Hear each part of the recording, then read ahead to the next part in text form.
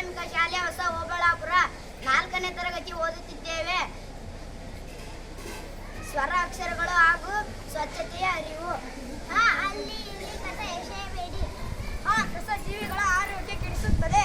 ಈ ಇರುವ ಕಸವನ್ನು ಬೇರ್ಪಡಿಸಿ ಕಸದ ವಾಹನಕ್ಕೆ ಕೊಡಿ. ಈ ರೀತಿ ಕಸ ವಿಲೇವಾರಿಯಲ್ಲಿ ಸಹಕರಿಸಿರಿ. ಉತ್ತಮವಾದ ಪರಿಸರ ನಮ್ಮದಾಗಲಿ. ಊರಿನ ಸೌಂದರ್ಯ ಕಸಮುಕ್ತ ಪರಿಸರದಲ್ಲಿದೆ.